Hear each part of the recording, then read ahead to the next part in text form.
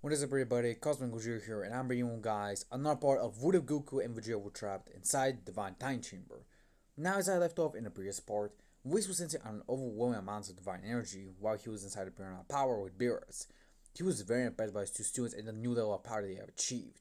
Not only was he impressed, but he was also even shocked, as he has never seen a mortal with divine techniques able to reach this type of level of power. But also seeing their new transformation was even more shocking. They were able to actually combine their Super Saiyan transformations with their Ultra Ego and Ultra Instinct. It was something that Whis himself believed it could not be possible, but Goku and Vegeta proved them wrong once again. Just like Goku was able to achieve Ultra Instinct and Tournament Power, and Vegeta was able to also achieve Ultra Ego. So Whis was very impressed by both of them, and he was very proud as well. Bears, of course, will also know their new transformations, even that will motivate them to grow even stronger. While back inside the Time Chamber, both Goku and Vegeta would have been training, sparring with each other. For them, a couple of thousands of years have passed, and they have able to increase their powers overwhelmingly, able to master each and every transformation, including their new transformations, being Purple Super Saiyan and of course Silver Super Saiyan. Both of them were able to master it, but it was very difficult to master. It took them around 25 years, but it would took them longer if they didn't have the proper methods and mastery over the transformations before. Since this transformation basically had the drawback of both Super Saiyan and their Ultra forms, which means that it did drain their stamina by a large amount, but also it did strain their bodies to overwhelming levels. And even with their immortality, it was excruciatingly painful. It didn't mean that they cannot feel the damage, they could feel every ounce of it, and they would just regenerate from it. So it was excruciatingly painful to heal from it, so they needed multiple breaks to even get this done. But they're able to achieve mastery over it after a couple of years. They Vegeta also believed that it's time and asks Kakarot if he's ready. Duo of course nods and tells Vegeta that yeah, he's ready. It's time for them to go to the next level. Both of them power up to transformations, and eventually they begin to utilize Kaioken on top of it, increasing from 2 to 10, then 20, then 100, and then finally reaching 250. It was still not enough, as their powers were increasing, but not enough as they wanted to. They continued to power up, their powers increasing overwhelmingly as the Divine Time Gem began to shake violently.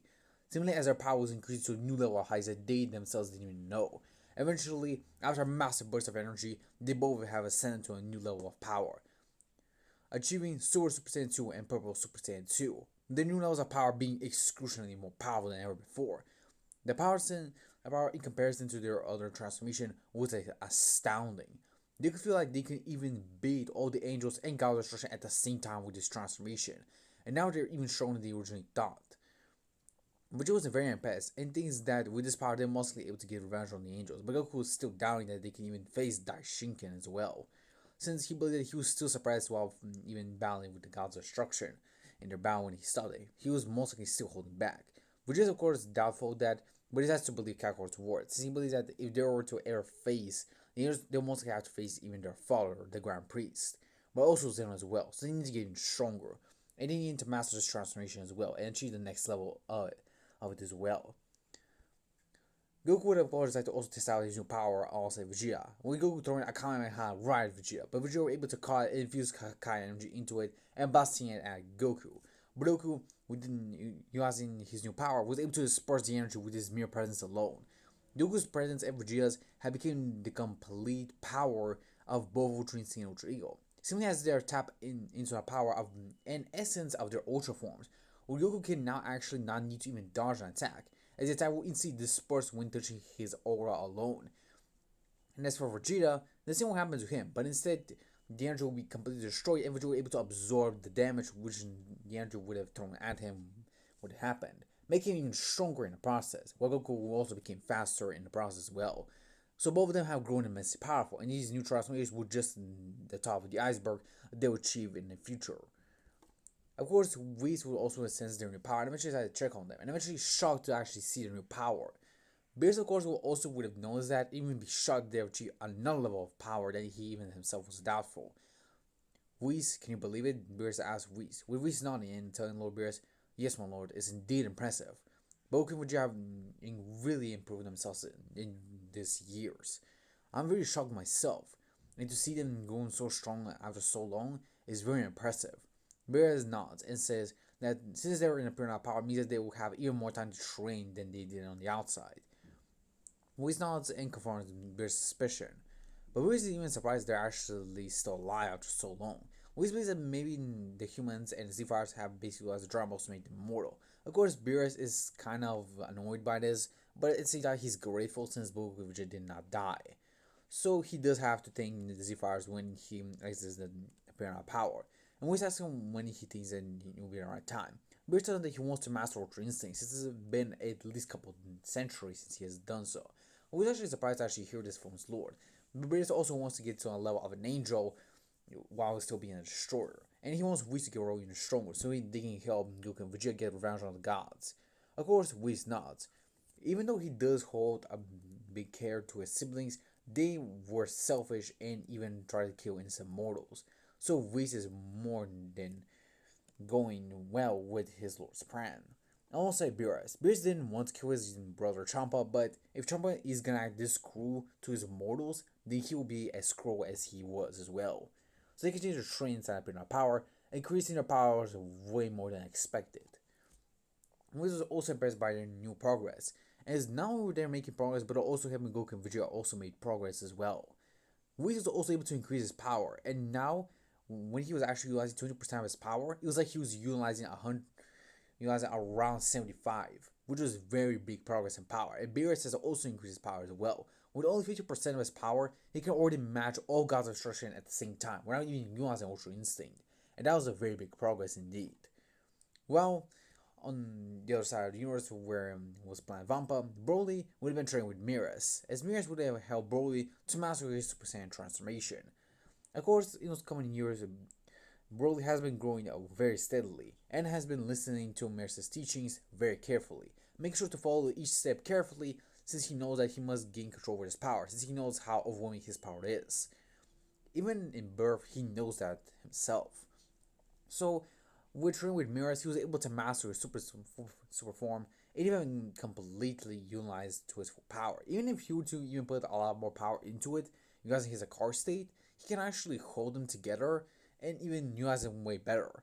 Though he cannot hold his legendary Super Saiyan form that much well as his super form, he can still utilize it much more better than he did back then against Gogeta. Of course, both Chila and Lima were very impressed by Broly's progress, and even shocked that he was actually able to make this progress in such a long time. Since he's been stuck on trying to master his card form for so long when training with Goku, but now after training with Beerus, he's actually able to even keep control over his super form. As both of them were very impressed. But eventually, Broly the power to his legendary Super Saiyan form. Instantly, Beerus will be shocked as he tried to calm down Broly. But Broly was actually not raging, he was staying in one place and roaring, increasing his power, but also trying to maintain it within himself. He learns the lessons that both Beerus and Goku taught him, to control his energy and not allow it to control him. To utilize it as a weapon, not as just a tool. And eventually, after a couple of minutes, Broly is able to retain his consciousness once again, with Beerus being very impressed as Broly was actually able to perfect his legendary Super Saiyan form. Though Broly can tell he cannot utilize 100% of the legendary form's power, he can at least utilize around 50% of it. Which, with this level of power, he believes that with his current power and control over the legendary Super Saiyan form, he was mostly able to defeat Gogeta back then. And Beerus is also very impressed by the progress that Broly has made, as he is very proud that another one of his students has grown immensely, as he remembers Goku, and also how fast he learned Ultra Instinct with him. So he is very impressed by Broly's potential as well as a legendary Super Saiyan, but also wonders of what has happened to Goku and Vegeta. Of course, Broly believes that maybe they're still training with that angel guy that Goku introduced him to. And of course, Beerus then eventually thinks that maybe Whis is preparing them for something, though he wonders why so long. And eventually, Chivalry approaches two of them and saying that their food is kind of running low since Goku ever gave them to them, but they're able to spare some food. Of course, Beerus tells them that he can also bring some food to them if they need to, and Chila thanks Beerus a lot. While back on Earth, Piccolo and the others would have been training and increasing their powers as well, as Piccolo would have been maintaining huge elements energy. But also inside the time chamber, both Gohan, Goten, and Trunks would have been sparring with each other, trying to perfect their new levels of power. With Gohan able to actually perfect his Super Saiyan Blue Mystic form, and both Goten and Trunks were able to perfect their Super Saiyan God transformations, even trying to achieve a new level of Blue. But it was still really hard for both of them, since they were still getting used to the new God power that they had, even though it's been a couple of years.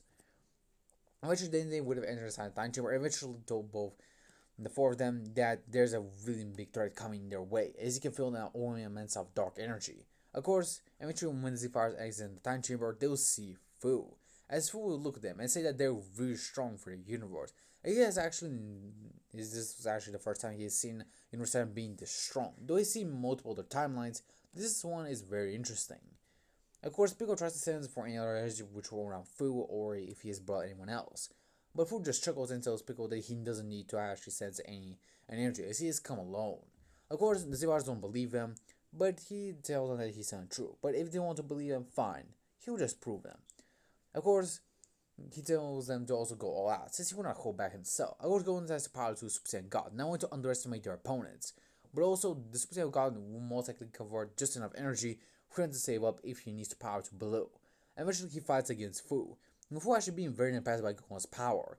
Though Gohan is actually able to push back Fu, Fu is very impressed, as this Gohan is basically the strongest Gohan he has seen up until now, or fought. Though he has seen even strong Gohans, this one is not that far off.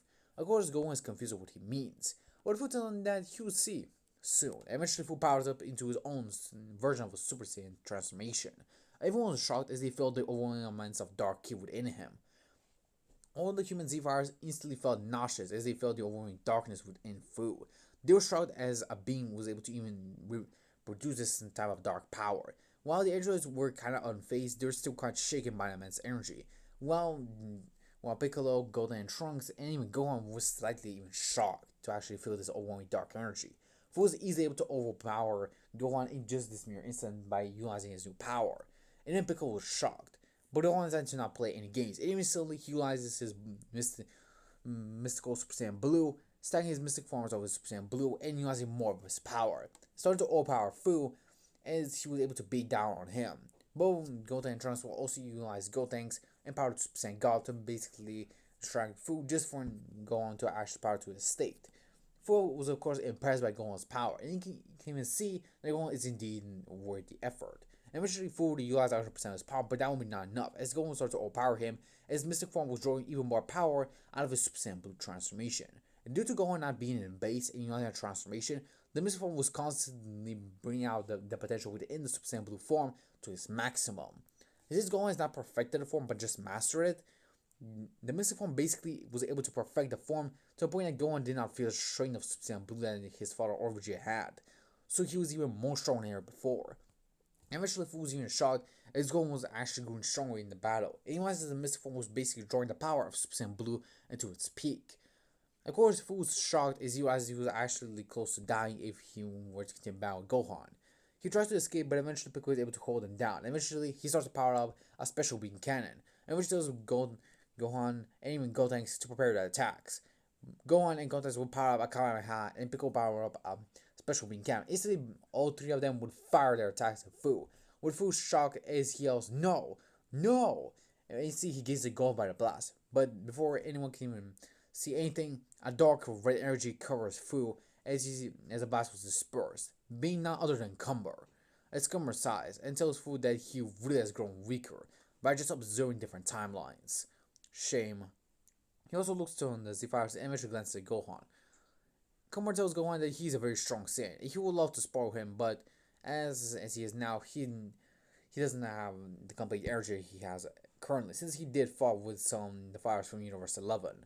Of course, Gohan is shocked to actually hear this from Cumber, but Cumber tells him to take care, as Fu and of course Heart have much more bigger plans. Eventually, he drags Fu and teleports with him. Of course, they tried to attack Cumber by a time, but he was too fast for their attacks to even land.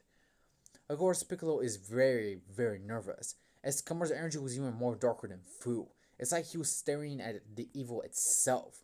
He was even surprised that someone can actually emit so much darkness and evil within themselves. Cumber was indeed something very dark, but also ancient. Piccolo can sense it. It was like his energy was much more ancient than he lets on. It's like he's lived for centuries, or probably less. But he is not quite sure, but he's definitely no ordinary Saiyan. And one can also confirm that.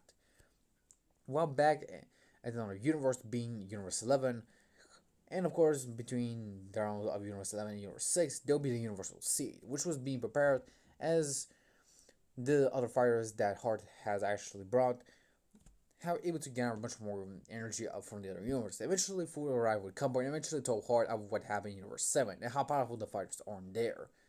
Of course, we also bring to another point of view, being from Zamzu. This Zamzu was basically rescued from Hart to basically help him in his adventure. Of course, Zamzu was kind of reluctant on basically agreeing to Hart's terms, but due to Hart being stronger than him, he had to lend. But he also relied on Vampa, ready to face off against the legendary Super Saiyan Broly. But this is the end for this part, guys. Hope you guys enjoy this, and leave your thoughts in the comments down below of what you think will happen with Zamasu and Broly in their first battle ever. But this is the end for now. I'll see you guys soon. Make sure to like, subscribe, and never miss a new video on my channel. See you guys next time.